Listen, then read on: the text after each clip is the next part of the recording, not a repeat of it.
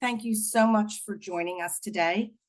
This is Penn Engineering Admissions webinar, and today we are going to be focusing on our online master's degree programs, and we're going to be talking all about our application. We're going to give you application insider tips and really focus on how to build a strong application. My name is Jackie Panto. I'm the Associate Director of Admissions for Penn Engineering, and my role is really to help individuals who are applying to our online master's degree programs. We help them every step of the way from the point of inquiry, hopefully to the day that you're accepted into the program.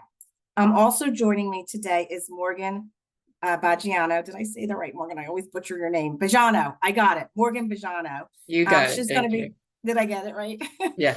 She's going to be joining in a little bit, and her job today, she's really an expert on all of the application elements. So she's going to be joining in just a minute or two, and she's really going to take a deep dive into each application element and give you some tips on each of those elements. So we really have a great webinar planned for you today. After we go through the elements, we're also going to talk about important dates and deadlines. I cannot believe it. It feels like this application cycle started a minute ago, and we are already 2 weeks out. Our final deadline is actually in 13 days. It's less than 2 weeks.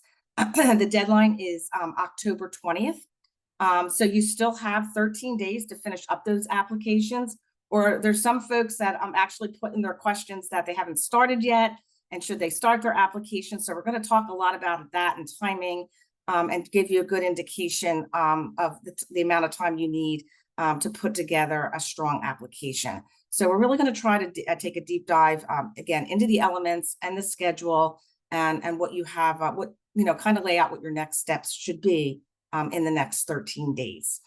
So before we get started, I just wanted to go over just a couple of housekeeping tips about the webinar. So one, we are being recorded. There is no reason to take notes. This is being recorded. It'll be eventually, you'll find it on our YouTube channel. You'll be able to watch it again. If you feel like you've missed some information, we timestamp everything so you can go back and pick up the parts of the webinar that maybe you missed. So definitely no need to frantically take notes. You can just sit back and listen to what we have to say. I'm sure you all have questions. That's why you joined us today. So there's definitely going to be an opportunity for you to ask your questions. What we're going to ask you to do on the Zoom toolbar, you're going to see a Q&A function. It should be right on the toolbar. Sometimes you might have to go into more to find the Q&A, but you want to find that Q&A and you want to type out your questions in the Q&A section of the toolbar. We have 3 individuals from the admissions team that you've probably spoken to. We have Abby, we have Valerie, and we have Juliana back there. So if you've spoken to any of them, they're going to be behind the scenes. They're going to be answering your questions right there in the Q&A. So all of your questions will get answered in the Q&A. And then we will also, Morgan and I, at the end of the seminar, at the webinar, we're going to be saving about 20, 25 minutes or so to answer questions live also on the webinar. So lots of opportunities to get your questions answered. We also have the questions. Many people gave us questions when they registered for the webinar.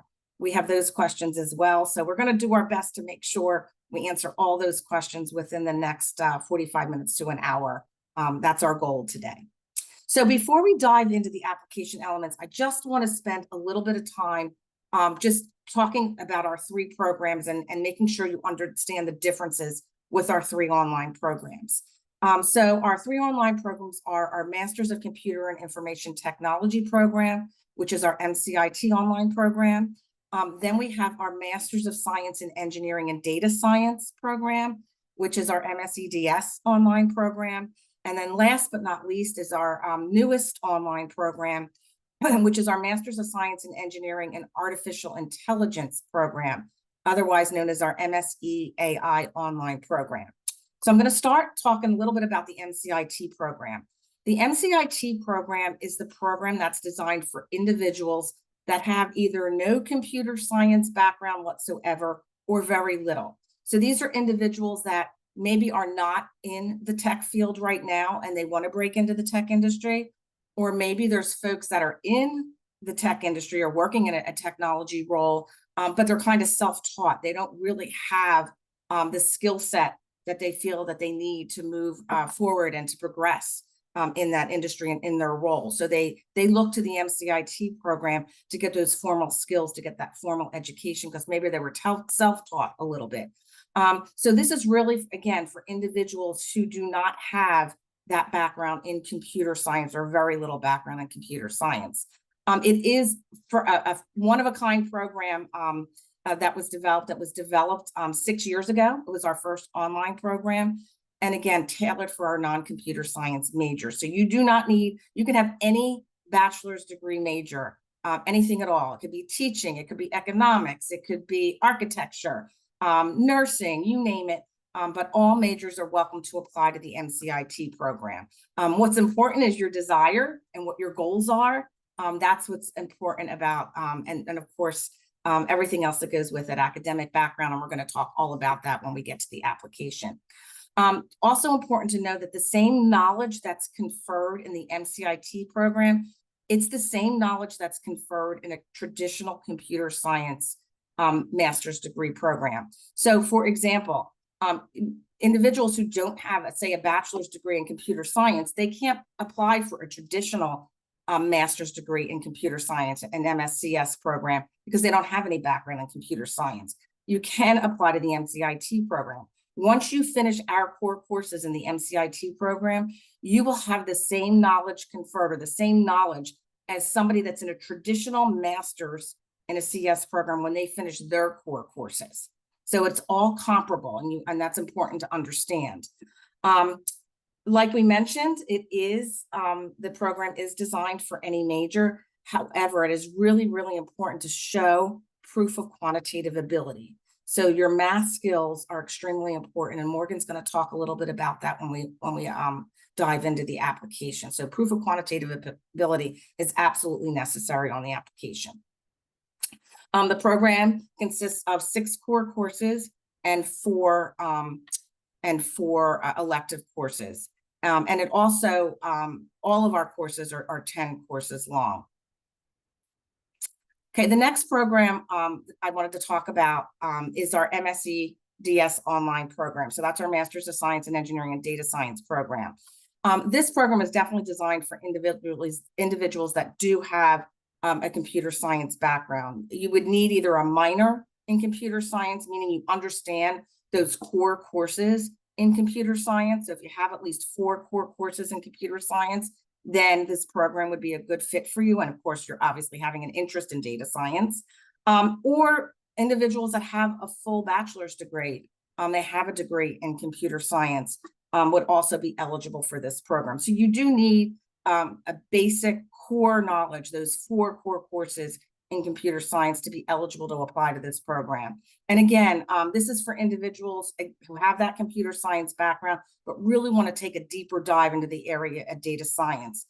That's what this program is all about. This program consists of 4 core courses, 4 technical electives, and then 2 open electives of your choice within all of these different program realms, okay? And then the last program, which is our newest program, our newest online program, the Master's of Science in Engineering and Artificial Intelligence program. You absolutely need a degree in computer science or computer engineering. We get lots of questions all day long. You know, I have a chemical engineering degree, or I have a economics degree.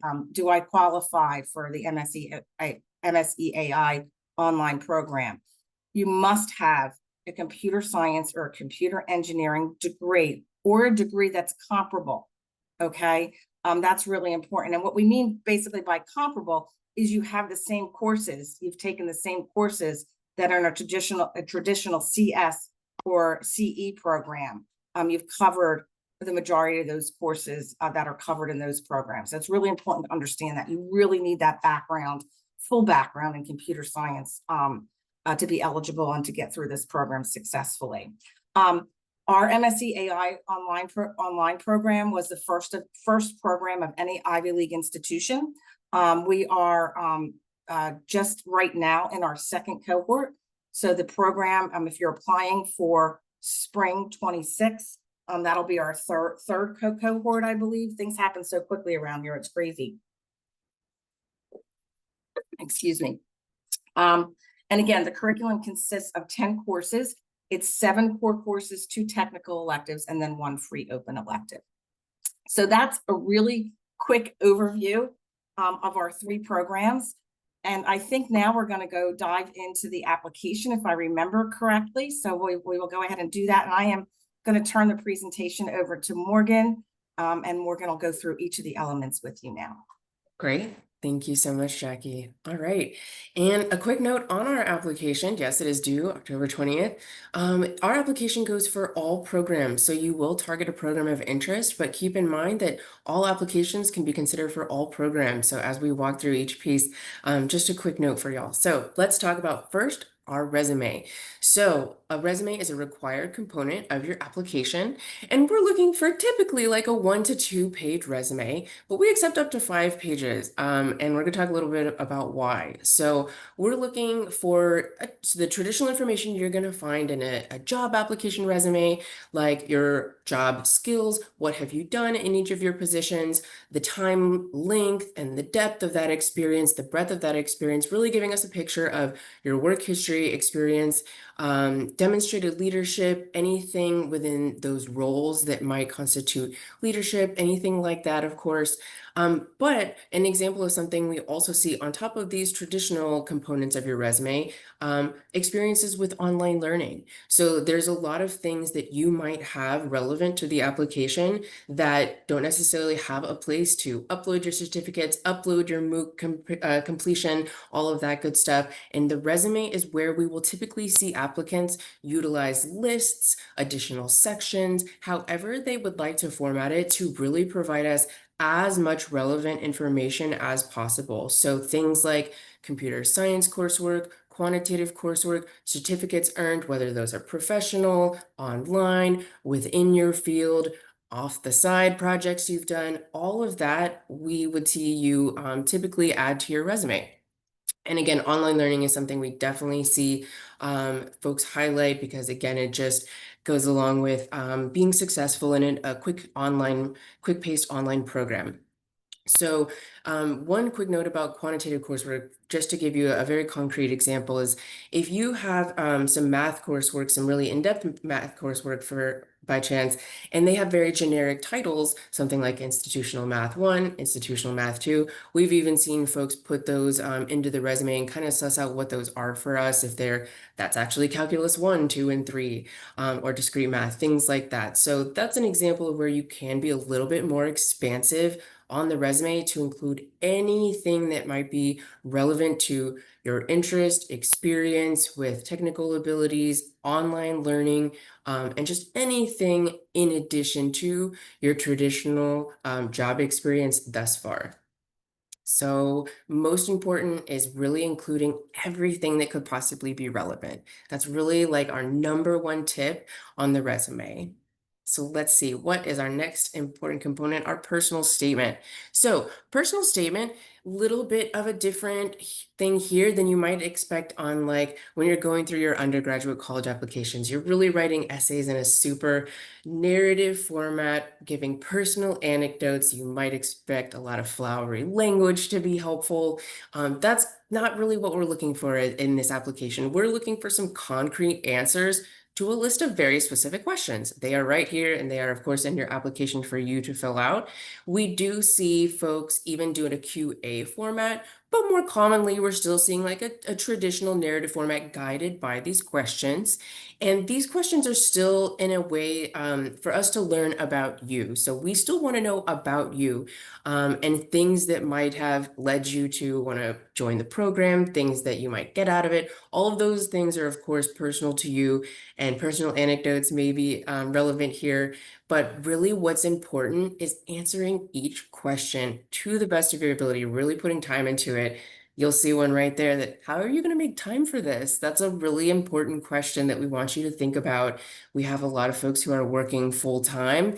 That's really common in our program, and they're doing this program on top of a full-time job. And so thinking about, where do I have time in my schedule for 15 hours of work per week per course that you are taking each semester, that's something that really is a part of your complete application. Your career goals, and then MCIT specifically, there's a question here that you may or may not feel like you want to address, but it's for folks who may be overqualified or feel they could be perceived as overqualified. And it is possible to be overqualified for MCIT. So it does, of course, require no background in computer science. But we have some folks who are, of course, teaching themselves, starting off, maybe have taken some courses, and MCIT might still be a good fit for them too.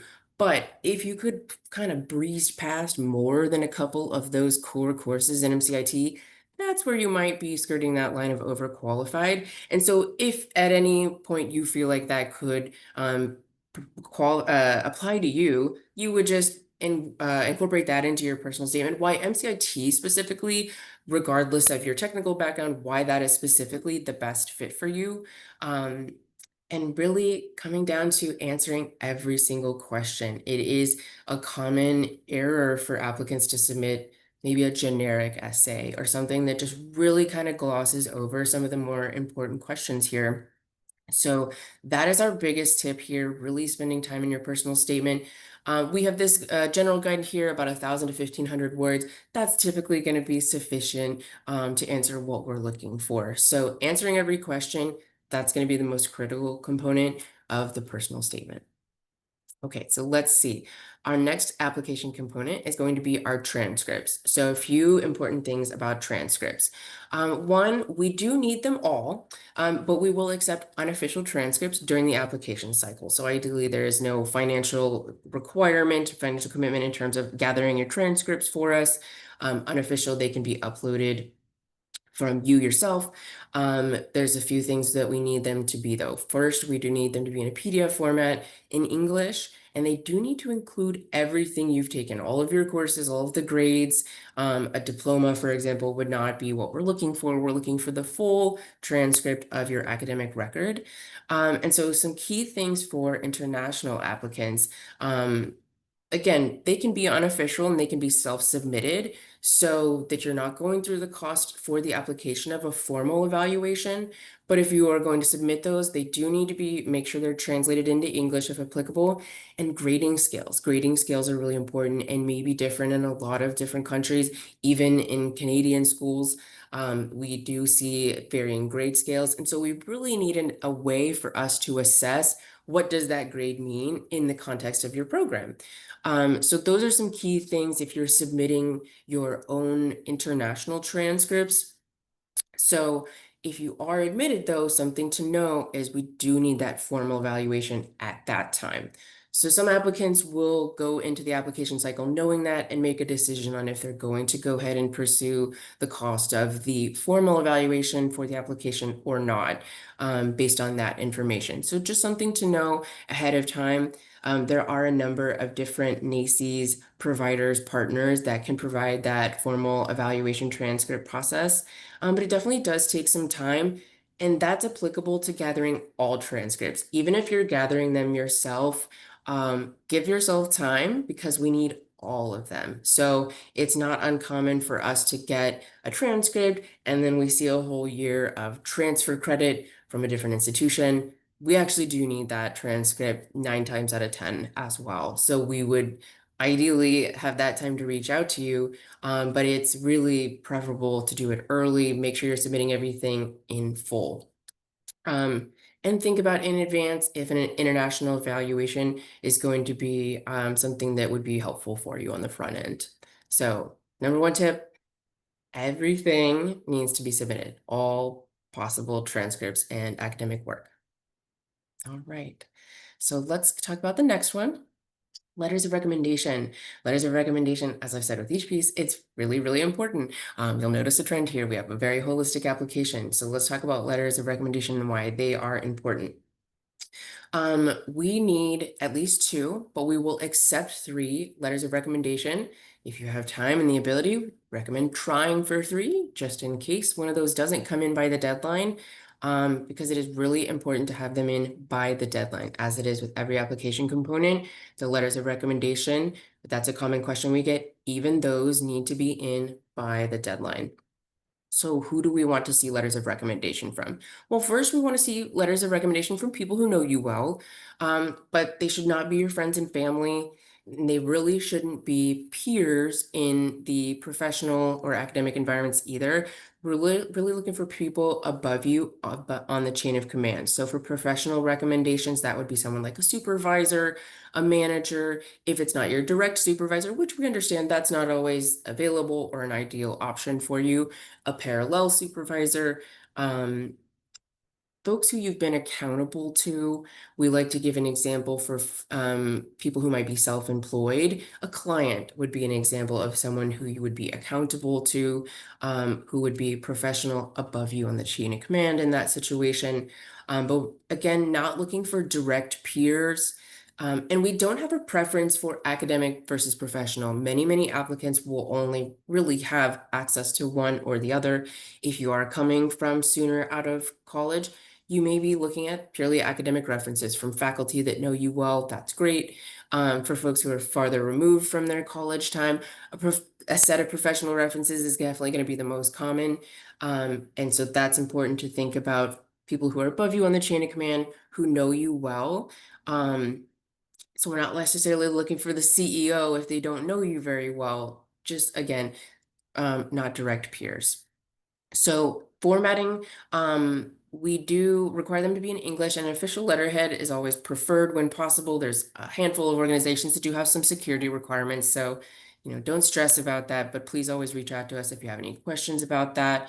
And it does importantly need to come from the recommender themselves. So you can submit your application, you can be done with your part and submit their contact information, and they would submit it separately.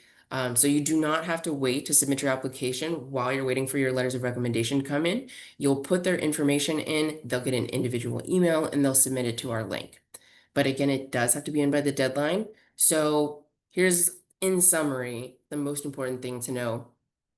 Ask people early so that you have time to send them some reminders, give them a certainly reasonable amount of time to write that letter. They need to be above you on the chain of command and follow up with them. Build yourself time to follow up with them. Um, some people may be able to knock out a letter of recommendation in 3 to 4 weeks. Some might need a longer lead time. So think about that in advance. Again, we can accept 3 and we would review all 3 if you do get them in, but 2 is the minimum. So that is most important things to know about letters of recommendation. I would also say with just 13 days left in the cycle until the due date, it's important to understand that all elements are due by that due date. So for instance, you might have submitted your application already, but you're waiting for your letters of recommendation. You're waiting for those folks to upload their letters, which will attach automatically to your application. I would go ahead on your status page to look to see if you're still missing recommendations. And at this point, if you are, you should be reaching out to those recommenders and letting them know that the deadline is approaching, and probably pad it. Don't tell them it's 10:20, tell them it's 10:15, 10:18, whatever, so that you can definitely be sure that they're in on time. So for those folks that are, have already submitted, or maybe you haven't submitted yet, but your recommendations aren't in, I would definitely start reaching back out to them to let them know that the deadline's approaching. So that's an important next step. Yeah, for sure. Thank you, Jackie. Definitely approaching quickly. All right, so let's talk about test scores now. So let's talk about English proficiency first. So it is a requirement for anyone that is not a US citizen or permanent resident. They would need some kind of English proficiency test or possibly waiver. So a test would be accepted from TOEFL, IELTS, or Duolingo, and you can see the score minimums for each of those respective scores, for each of those respective exams there. And those are a hard requirement for our online programs, just to note. These have to be in by the deadline as well. If it is a requirement by your application, they have to be in by the deadline. That is the most important thing, as you can see on this slide here. But they do need to be received from the testing center as well. That is how we receive them officially. They're valid for 2 years. So if your score has been within the last 2 years, And it can also be really important to make sure your name matches your application. So the rest of this most important tip here is please reach out to us if you have any questions or concerns at all. If we have maybe mismatched named on test scores or anything like that, we are happy to find everybody's right files and match them up. It is a common issue, so that is something we are here to help you with. Some waiver options, the way you may be able to just utilize a waiver instead of an exam is if you have a degree or will have a degree by the time you start with us from a program in the US, from a school where the country, their language of English, their language of instruction is also English. And then also a school where the mode of instruction was English, that would also work as long as it is clearly indicated on the transcript. So a degree from the US, a degree from a country where the language is English as well, or where the mode of instruction is clearly labeled as English for any degree conferred. So again, really, really important to have these in by the deadline, including any applicable waivers or need to match tests. So please reach out to us with any questions. We will respond to them very quickly and make sure everything is set for your application. All right, let's see what is next. So GRE. So this is our other test. So first and foremost, it is optional, but it can be a great tool to help prove quantitative ability. So first, quantitative ability is unique to MCIT in the overall application in that MCIT is for applicants from all backgrounds, and that includes people who might not have had any kind of STEM work, quantitative work in their undergrad and any of their courses. And so some way to assess their quantitative ability is important in that application. And so the GRE is one way we see applicants go on to do that. And so there are various things that can help us assess your quantitative ability, but it's important to know we do consider test scores and grades in a course higher evidence, the highest evidence of quantitative ability. So a common question we get is, what about MOOCs? What about online certificates? What about programming courses? Everything, we don't have a preference for graded courses versus GRE. It really can be pros and cons to whatever you feel is the most worth your time and your financial investment. Some people would rather take an exam, and that's where the GRE can come in handy. So you have an updated academic assessment. So on top of just being a quantitative tool for MCIT, for any of our 3 programs application, it can also show a recent academic success, engaging back with learning. We have plenty of people who've been out of the classroom for a long time. And so that can just show some recent updated academic abilities. If you're ready to dive back into the classroom, the rigorous coursework. And again, that you maybe have that quantitative mindset for MCIT. So importantly, they do need to be in by the deadline. They do need to come from the testing center. And for GRE, they're valid for 5 years. MCIT specifically, we do look at GMAT as well. We will consider GMAT for quantitative ability. So the number one tip on the GRE is considering if you could utilize it to show quantitative ability or additional or recent academic success. So again, not just maybe recent success, but additional academic success might be, for example, people who are not necessarily happy with their GPA. They don't feel like their GPA is representative of their academic abilities. So the GRE is, again, something to show a more recent, up-to-date academic ability assessment. And that's where we see just folks decide to use the GRE or not.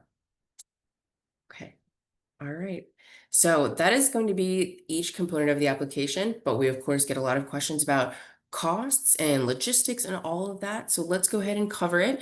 So each of our programs is 10 courses, and each of our courses, for the most part, is 10 course units. Each degree program will be 10 course units. So the cost you see here listed for the course tuition is per course unit with an additional course fee.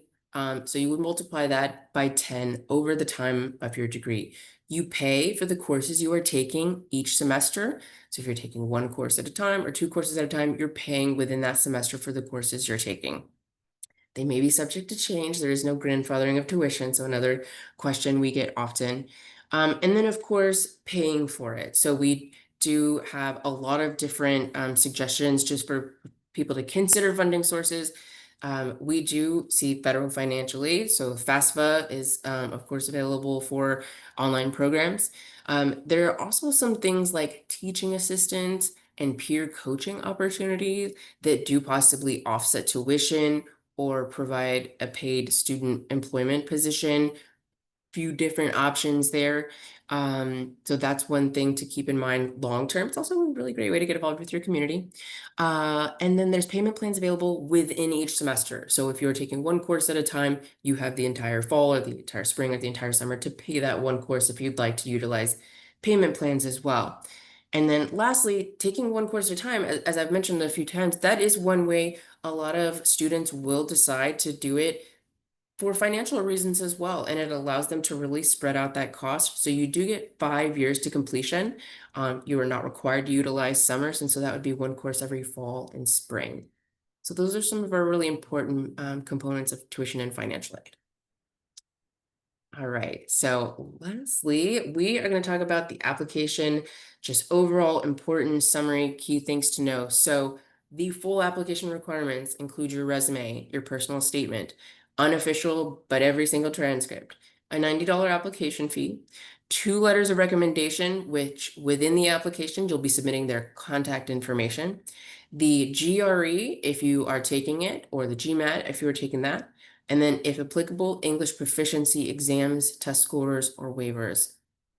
All of this can be continuously checked on in your application checklist. All of that is available to you at any time.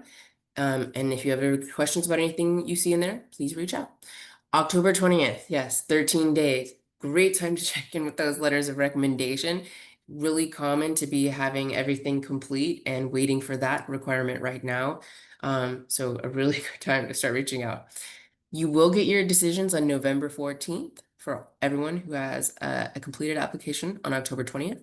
And then those enrollment deposits are due right around a month later when onboarding begins in December, with classes beginning in January. So that is our current spring application cycle.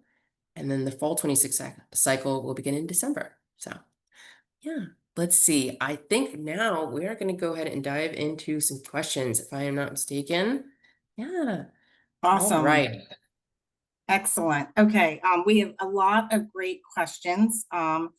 So let me go ahead and pull those up, and Morgan and I will get those answered. I'm going to give Morgan a break on her voice for right now, and I'll answer the first few. So we had a lot of questions about if folks qualify for the MSc AI program. So one of them, one question is, I have 15 years of experience in computer science, but I have an electronic and telecommunication bachelor's degree. Will I be able to apply to the MSc AI online degree?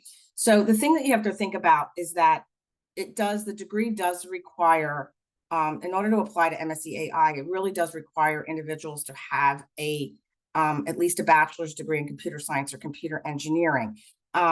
So again, I'm not saying, you have to kind of take a look at, we do review the application holistically. So we do look at work experience, perhaps research that you've done, things that you might have published. So we do look at everything. So we review the application holistically. So if you feel that you have, enough of that background and you understand not just the basics of computer science, but you feel that you have the knowledge that those upper level computer science courses would give you through your work experience, then you can apply to the program. Nobody's going to stop you from applying to the program, but we just want everybody to understand that the individuals that are successful in this degree are the ones that have a degree, and they have the knowledge of not just the basic of computer science, the base and foundational level courses, but also taking a deep dive into those advanced elective courses. And if you feel that you've gotten that in your experience, and you've maybe done some other things as well in terms of research or published papers or whatever the case may be, then absolutely apply to the program. Again, we review all applications holistically. We also had a question about would a data science degree or like a data science statistics bachelor's degree be eligible? And the thing to understand with a data science degree is, yes, there are some data science undergraduate degrees that are comparable to a computer science degree. They're very technical undergraduate degrees. So degrees, a data science degree that's comparable to a computer science undergraduate degree, yes, then that person would most likely be eligible for the program, to apply to the program. You have to realize there are a lot of data science programs out there. There's data science programs that are offered by business schools. There's data science programs offered by liberal arts schools. And then there's the data science programs that are offered by, say, engineering schools that are technical based. So it really is going to depend upon what that data science program is all about. And we wouldn't know that until we took a look at the application and the transcripts, et cetera. So it really depends on what the course load is in that data science program. So hopefully that kind of answers both of those questions. And then we had another question that had to do with, could online students collaborate on-campus research groups or labs remotely, similar to how other schools allow remote research mentorships? So there really isn't. We welcome our online students to campus. So if you want to come physically to campus to walk around, to visit our buildings, and to do meetups, that's absolutely, we welcome all of that. There really isn't collaboration with any of our on-campus courses. These, again, are all strictly remote online courses. So there isn't really, a mix between on-campus coursework and online coursework. Now, we do have online students that get involved with on-campus, say, different types of clubs. There are clubs out there that welcome online students from a remote standpoint. And you definitely can look into that. And we definitely have online students that do get involved with that. Okay. Then we have a question that says, I'm working as a data scientist, but much of my knowledge is self-taught. I want to build a stronger computer science foundation. Since my role overlaps with CS and my undergraduate degree was in cognitive science with a machine learning focus, this person is afraid that they might be seen as overqualified, but they are interested in the MCIT program. So we have some folks that might somewhat present as overqualified, but in their personal statement, they explain why they feel that the MCIT program is the right program for them. The reason why they need the MCIT program. What is the coursework that might have been missing in their undergraduate degree, or that's missing within their overall background? And they talk about that. So individuals that maybe have that some of the computer science background, have been working in, or have some of the coursework, and they feel that the committee might see them as overqualified, they use the personal statement to explain why they want the program and why this program is so important for them to get ahead in their career. Okay, so that answers that one. Okay, Morgan, maybe you can answer this one. Are certificate completion MOOCs sufficient for demonstrating aptitude, or are graded courses strongly preferred? Sure. Is the GRE favored to MOOCs for demonstrating mathematical aptitude? So maybe you can talk a little bit Sure. about the difference between MOOCs and actual coursework with grades.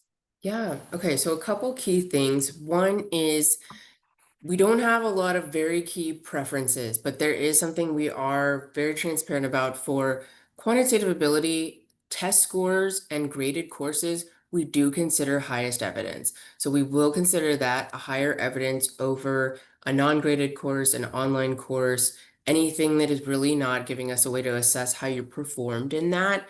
Another key thing to know is, though, we want to know about all of it. Anything that you have done is relevant. If you have pursued a whole number of MOOCs, you have pursued online learning, you have pursued these subjects, all of that still matters to us.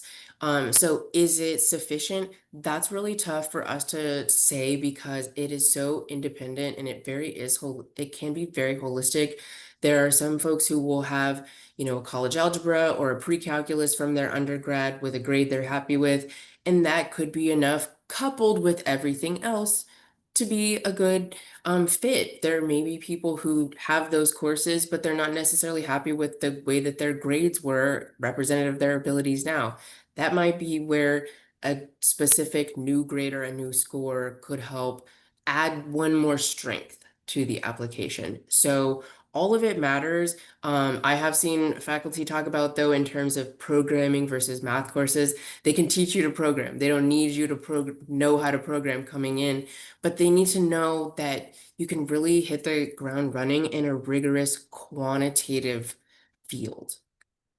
Is there anything you Yeah, wanted when to add there, Morgan Joe? Yeah. and when Morgan speaks about the you don't need to program, she's talking about the MCIT program, Right. obviously, for those Yes, folks for sure. interested in MCIT. Hmm. I think those are really great points. And I think what Morgan said is we want to know everything. So those don't not put your MOOCs and certificate programs. You want to include that. You want to list those, say, in your resume or talk about in your personal statement. That's all really, really important. It really, every application is different. So it's really important, like Morgan said, to tell us as much as possible. So we want to, list those MOOCs, list those, say those online completion courses that you might have done. But is it enough to push you over the bar if you're trying to prove quantitative ability? It may not be, because again, like Morgan said, it's the grade or the test score that does show the highest proof. So, but again, put everything. You want to put it all in there. Great. Sure. Okay, then the next question is, if my degree is from another country, which was Spanish speaking, but I'm a US citizen now, do I need English language proficiency scores? For US citizens or permanent residents as well, you would not need any kind of proficiency exam. That is correct. And if there is anything in your application that is not updating any kind of waiver, it's very possible you may need something updated manually. That is exactly what we're here to help with. So.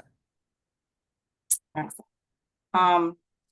And are CS courses from community college considered quantitative courses? Yeah. So kind of going back to what we were talking about, for some people, if you do have, let's say, some math courses from your undergrad on your record already, but you want to go ahead and take some additional courses to show some recent academic success, recent things, then CS courses might be what makes sense for you to pursue. But if you do not have any math courses, any like thing to show mathematically, it might be more important to think about what math course would be available to you or the GRE. Again, we don't have a preference between the two, but some people might prefer to get into the classroom. And so a math class, like, again, it depends on what's available to you. Everybody has different abilities in terms of starting points. So most places will have a placement exam. You may be able to take college algebra or pre-calculus or a calculus.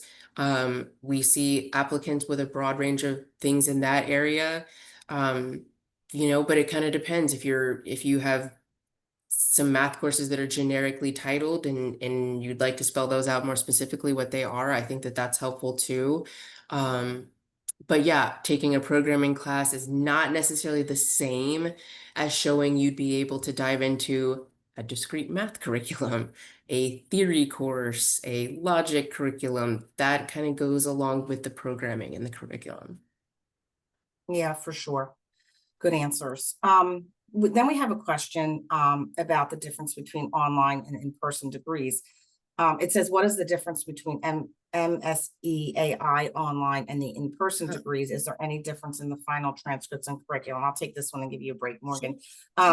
So first of all, we don't have an MSEAI on-campus degree in the engineering school. So MSEAI is only offered online right now. So there is no on-campus degree. However, our other degrees are offered both on campus and online. And I can tell you that there is no difference. The degree is the same. Whether you're an on-campus or an online student, you are receiving the same degree. It's the same transcript. There's no mention on your diploma that it was an online program. There's no mention on the transcript. When we look up transcripts, we can't see whether it's online and on campus. We have no idea. So it is the same degree. It is the same diploma, same transcript.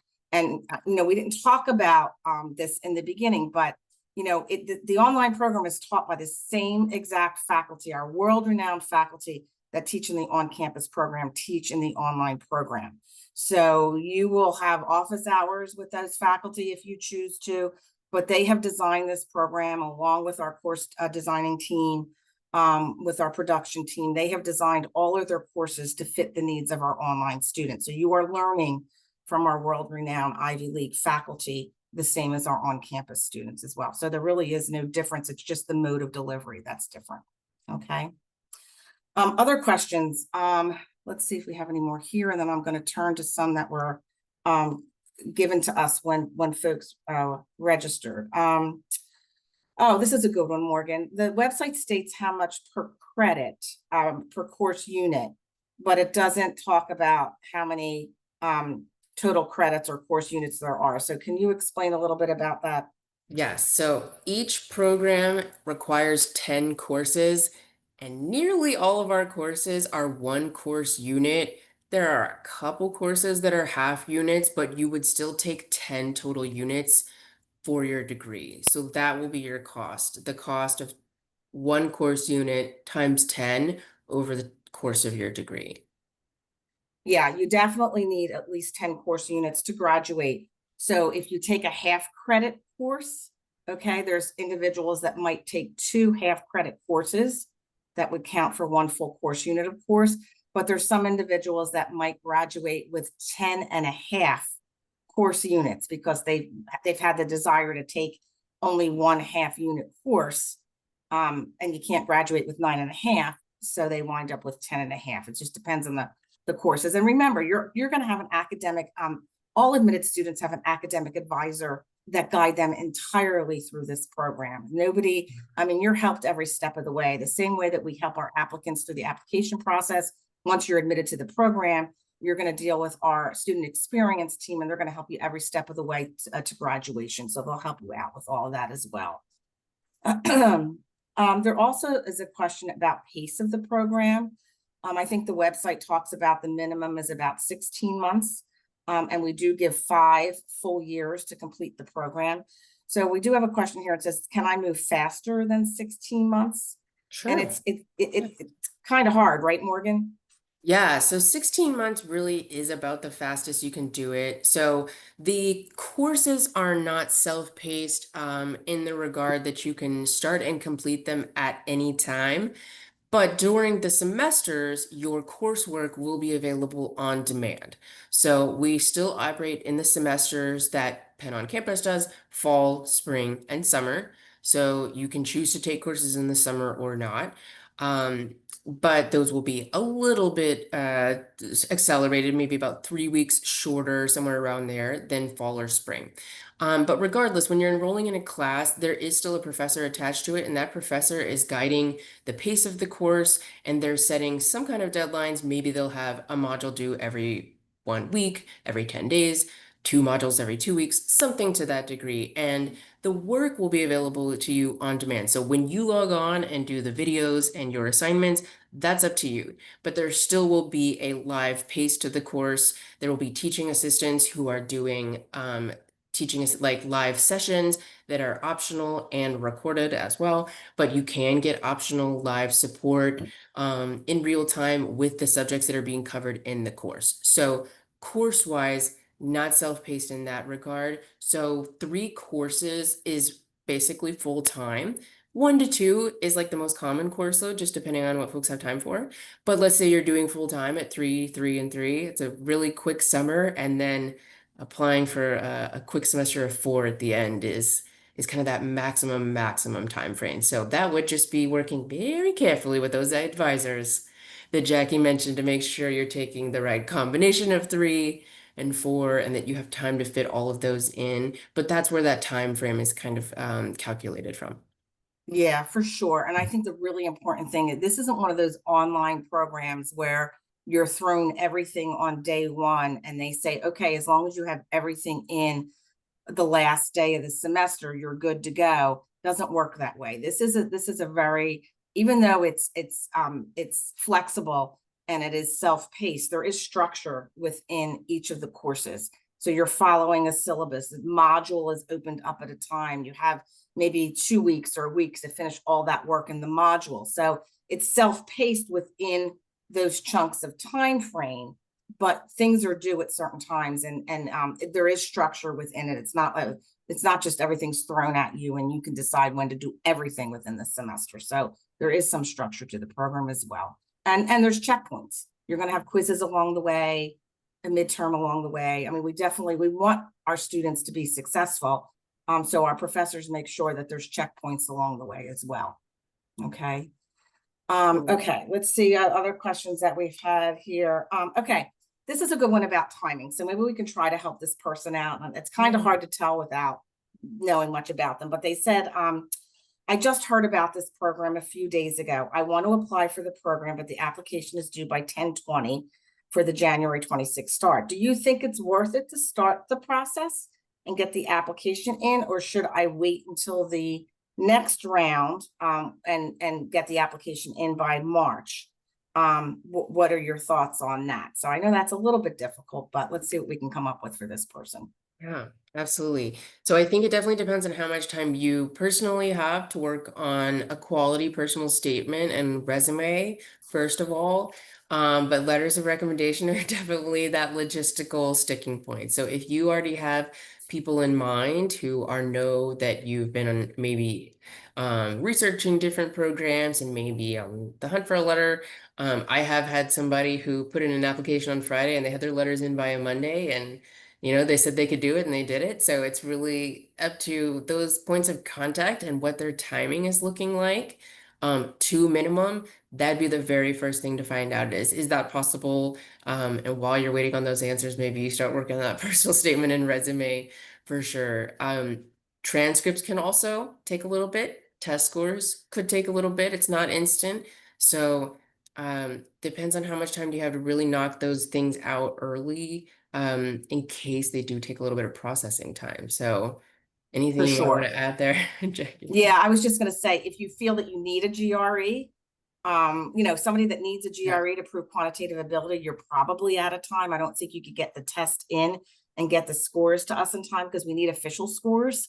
yeah, Test taker scores won't work, so that could be an issue.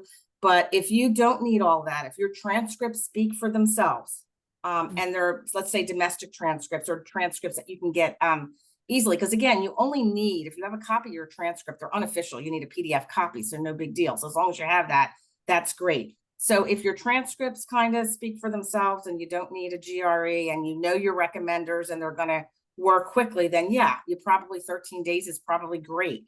But if you need a TOEFL score or an IELTS score, if you need the GRE or whatever the case may be, or you don't have the transcript on hand, then it might be more difficult. So I think it just kind of depends on what the application looks like. So yeah, good answers, Morgan. Great. And then just a couple more questions and then we'll kind of wrap this up. Do MCIT students, or really any of our online program students, do they have access to on-campus buildings such as libraries, et cetera? And for example, something about a campus in San Francisco, which I don't think we don't have a campus in San Francisco, but we welcome all of our online students to campus. We love when they come. What we always tell students is to be sure to get in touch with your advisor or go online because you will need an official ID card to get into campus buildings. You're welcome into the engineering buildings and to our libraries. But you won't get into every single building on campus. We don't get into every single building on campus either, but absolutely the engineering school, the libraries, things along those lines. But definitely let us know. Excuse me. We love when our online students visit. We also have, every year we have, this year it's part of homecoming, but we have like a kind of an event in the fall where we invite all of our online students to campus for 2 or 3 days. It's coming up the first weekend in November. We do this every year. It's a great opportunity for you to meet fellow students, to meet faculty in person, to meet us in person. And it really is, it's a great event. Lots of fun, lots of socializing, but there's some workshops and whatnot. So you're learning a little bit along the way as well, but it's really, really, really interactive and collaborative event. So we highly recommend that if you can get there for those events, if admitted, and you can come next year, absolutely, it's something fun to do. Of course, graduation, there's commencement. We want all of our students who are graduating to come to events at commencement. We usually have an event after commencement. It's amazing. So yeah, we definitely, we love to see our online students on campus. So there might be, maybe there's a Wharton campus, our business school in San Francisco, but there's definitely not an engineering school campus in San Francisco. We do have road trips though. So we have done road trips. When we go on the road, it's our career advising team. It's some of our staff as well, and they'll go to different locations. San Francisco is one of them, and they invite our students to join them. It's students and alumni, and they visit some of our corporate partners, and they're called road trips. We do, I don't know, we do several of them throughout the year, and students do get invited to those as well. We have done that in San Francisco, so maybe there's some confusion with that as well. Okay, and then let's see here. Do I need to explicitly apply to all the programs, or can I illustrate my situation and goals in my personal statements as clearly as possible? And the committee will place me in the most suitable program. So let's talk about that, Morgan, and how Yeah. to pick your program and how to handle Mhm. all that. Yeah, that would be great. Yeah. So there is a box in the application to check. A lot of people miss it and they don't even remember it's there. And we are always happy to check if you did indeed select that box. But most of our applicants do make that available. And so what that means is if you are not admitted to your first choice, so you will still target a program of interest and you'll write your personal statement towards that goal.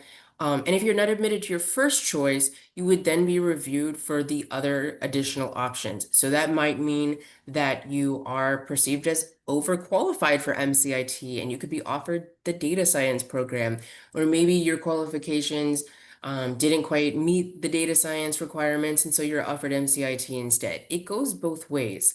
So it is fine for your personal statement to specifically target AI, for example. It's not going to hinder your review whatsoever for the additional programs. So put all of your effort into your first choice. That's absolutely fine. And you will be required to select one for the actual application, and that'd be what you reviewed for first and foremost. But again, there'd be no detriment to your secondary review for additional programs if not admitted your first choice.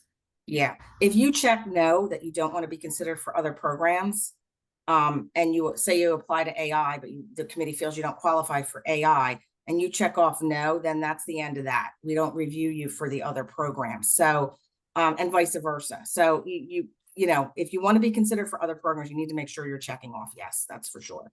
Okay. All right, so we are out of time, and I know we probably have some questions that maybe we didn't answer. So we're going to bring up like kind of like next steps. What do you do if you have more questions? So number one, I'm going to tell you, you can email us.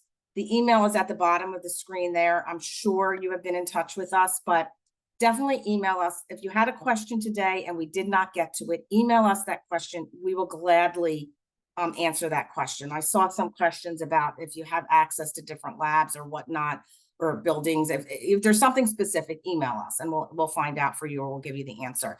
But I also want you to know our database is amazing. Our website is amazing. We have an FAQ database. Look there for some of your answers. There's lots of information. You might learn a lot more kind of reviewing that FAQ database. We have office hours, tons of office hours over the next 13 days. Please go to our website under events, look for office hours, and you can sign up with office hours with our very experienced admissions counselors that help you out along the way. And we also have, this is our last webinar of the series, but we have lots of coffee chats. I think we have about 3 or 4 more coffee chats. Coffee chats are like group office hours. What I love about coffee chats is because even if you don't have any questions, go to a coffee chat and listen to what other applicants are asking, because it's kind of opens up like, oh, I didn't even think about that. Oh, I didn't know that. So coffee chats, I always say, even if you don't have any questions, go to a coffee chat because you're guaranteed to hear questions that you didn't think of. So again, go to our events page on the website. You can either sign up for coffee chats or you can sign up for one-on-one office hours, and please email us. We are really, really good about getting back to all emails. So I think we have covered it all. Remember, 10/20 is the deadline. Everything must be in by October 20th, 11:59 p.m. Eastern Standard Time. That is the deadline. Okay, so make sure you're contacting those recommenders now and letting them know they need to get those letters in. If you don't see, if you took a GRE and you don't see that that GRE is checked off on your status page, get in touch with the testing company or contact us, and we can help you along the way as well. Okay, so thank you so much for being with us today. Morgan, thanks so much for answering all these questions and for your insight. And again, best of luck to everyone. And we hope to see you over the next couple of weeks if you have questions. Take care, everyone. Bye-bye. Thank you.